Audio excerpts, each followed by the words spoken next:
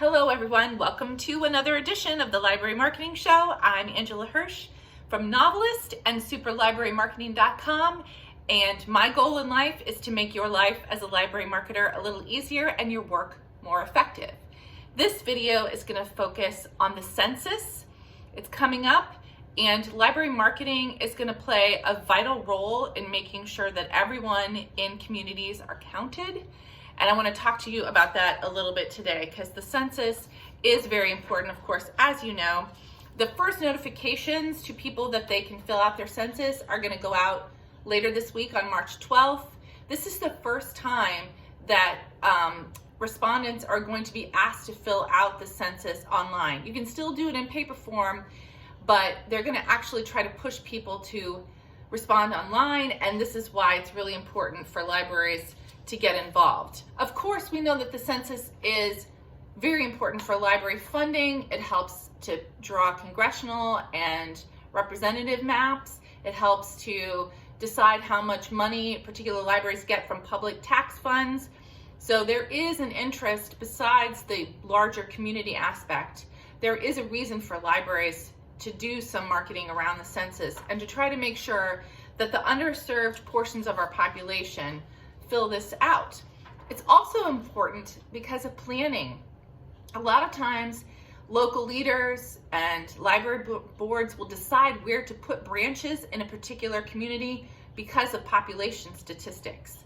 So we know that young children, we know that people experiencing homelessness, and we know that immigrant populations often are undercounted, and libraries are perfectly positioned to try and make sure that that doesn't happen through outreach. There are also a couple other ways that your library can get involved and help with census. The first is, of course, the internet component. Since most people are going to be asked to fill the form out online, libraries need to make sure that they have enough computer access and Wi-Fi for people who want to fill out the census within our buildings, to give them a place to fill it out.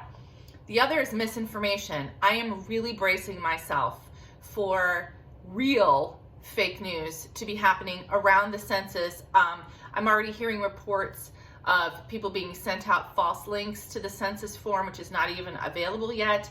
I think that libraries are going to have to really keep an eye on misinformation and use their resources to educate the public on the truth around the census.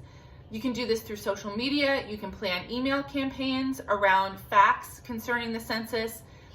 Your community is relying on you. They trust you and they trust your recommendations. So think about how you can help to stop the spread of misinformation.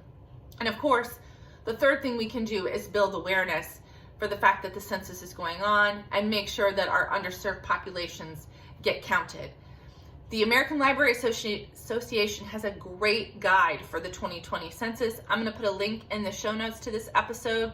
There's also a great podcast from the Public Libraries Association about the census. It really got me to thinking about how libraries can help out, and I'm going to put a link to that in the show notes as well. We do have Kudos this week, and they go out to the New York Public Library. They're celebrating their 125th anniversary, and they put out a list of their 125 favorite books. This was a list that took them a year to put together. They had a bunch of meetings. Staff got together and kind of hashed out which books got on the list and which ones didn't. I looked at it. I've only read 20 of the books on the list.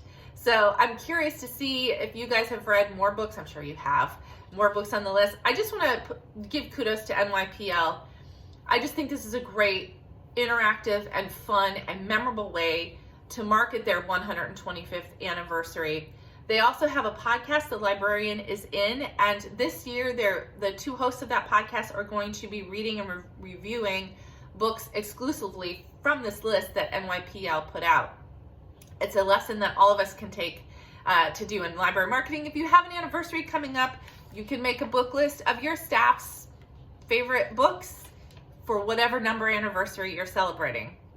That's it for this week on the Library Marketing Show. If you have a suggestion for a topic, or you want me to give kudos to a library, even if it's your library, you can get a hold of me by emailing me at ahirsh@ebsco, that's ebsco.com, or you can just go to the Library Marketing Show tab at superlibrarymarketing.com.